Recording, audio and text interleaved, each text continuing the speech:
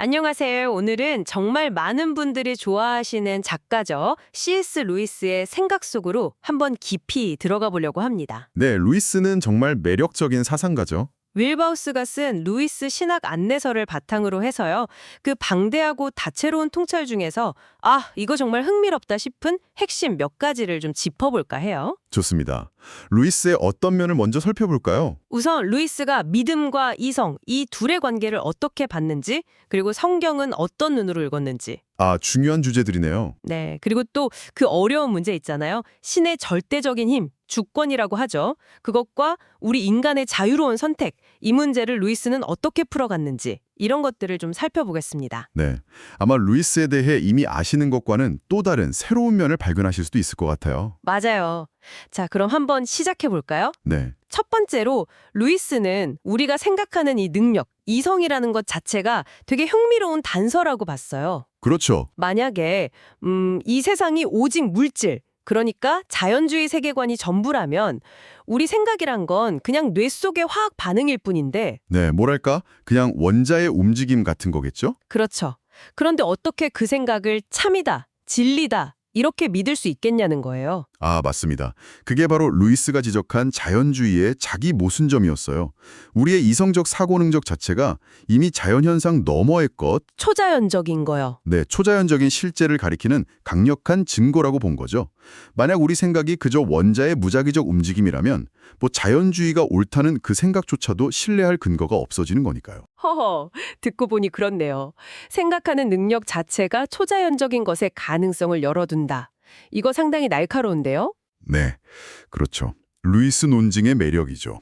이성이 초자연적인 걸 가리킨다는 이 생각은 루이스가 성경을 보는 관점하고도 좀 연결되는 것 같아요. 네. 어떻게 연결될까요? 그는 성경 전체를 하나님의 영감받은 말씀으로 믿기는 했어요. 근데 모든 구절이 기계적으로 받아 쓴 것처럼 그렇게 기록됐다고는 생각 안 했고요. 그렇죠. 문자 그대로의 축자형 감설과는 좀 거리가 있죠. 네. 특히 구약의 어떤 이야기들은 좀 신화적인 요소가 있다, 이렇게 보기도 했거든요. 네, 맞아요. 그런데 흥미로운 건 문학 비평가로서의 루이스가 복음서를 다룰 때 태도가 달라진다는 점이에요. 복음서는 다르게 봤나요? 네, 그는 복음서가 우리가 아는 그런 신화나 전설과는 너무 다르다고 봤어요. 뭐랄까 너무 사실적이고 꾸밈이 없다는 거죠. 그래서 오히려 역사적인 신뢰성이 높다고 주장했어요. 너무 미화되지 않아서 오히려 진짜 같다는 거군요. 그렇죠. 예수님의 부활 같은 핵심 사건도 실제 역사로 받아들였고요.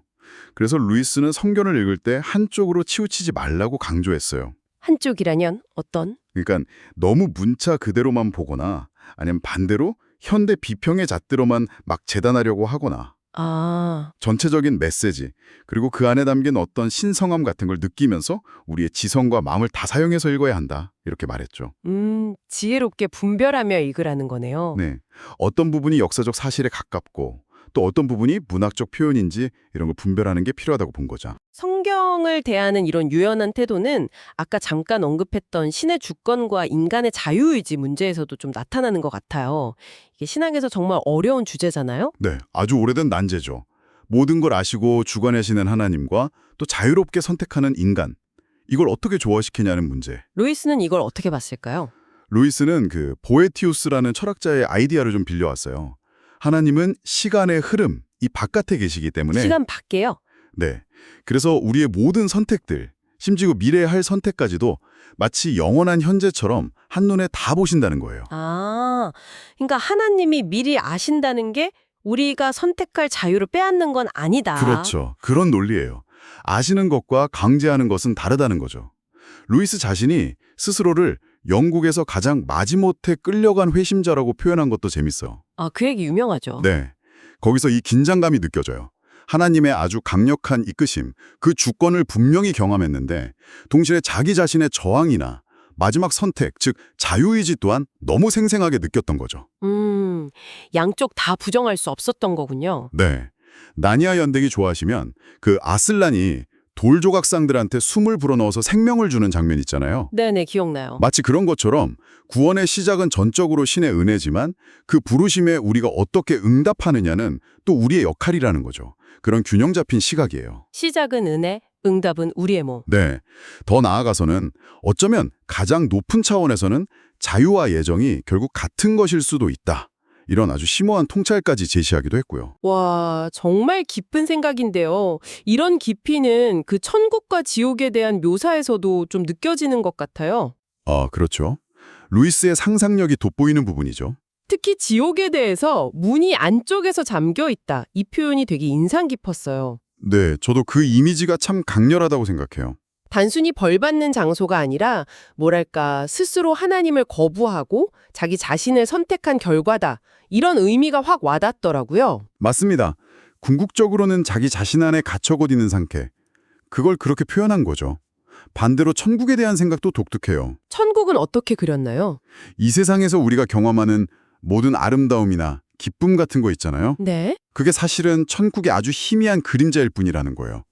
루이스는 그걸 섀도우랜드, 그림자 땅이라고 불렀죠. 아, 그림자 땅이요? 네. 여기서 중요한 통찰은 이거예요.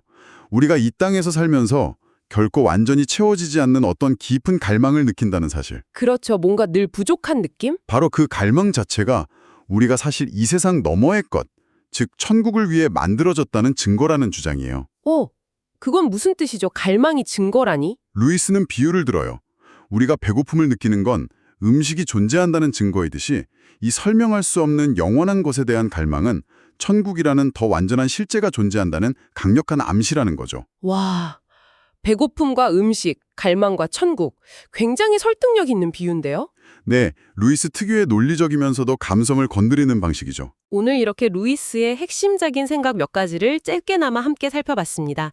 정말 날카로운 논리하고 또 풍부한 상상력을 막 넘나들면서 기독교 신앙의 본질을 탐구했던 그의 여정을 조금이나마 엿본 것 같네요. 네, 루이스는 단순히 교리를 딱딱하게 설명하는 게 아니라 그게 우리 삶, 그리고 우리의 가장 깊은 갈망과 어떤 의미로 연결되는지를 계속 묻게 만들죠. 맞아요. 그래서 그 글이 시대를 넘어서 지금까지도 많은 분들에게 깊은 울림을 주는 거겠죠. 네, 그렇다고 생각합니다. 자, 이제 마무리할 시간인데요. 마지막으로 루이스가 우리에게 던지는 흥미로운 생각 하나를 여러분과 나눠볼까 합니다. 어떤 생각인가요? 그는 이런 생각을 했어요. 설령 어떤 사람이 좀 불완전하거나 심지어 잘못된 신개념을 가지고 기도를 한다 하더라도 네, 만약 그 사람이 자기가 가진 최선의 이해 안에서 정말 진심으로 기도를 드린다면 참되신 하나님께서 그 기도를 마치 당신 자신을 향한 기도로 받으실 수도 있다고요. 오, 상당히 파격적인 생각인데요. 그렇죠. 그 사람이 가진 최선의 빛 안에서 드려진 진실한 기도라면 말이죠. 자, 여러분은 이 생각에 대해 어떻게 생각하시나요? 한 번쯤 곱씹어볼 만한 질문을 남기면서 오늘은 여기서 마무리하겠습니다. 네, 다음 시간에 또 흥미로운 주제로 찾아뵙겠습니다. 감사합니다. 다음에 뵙겠습니다.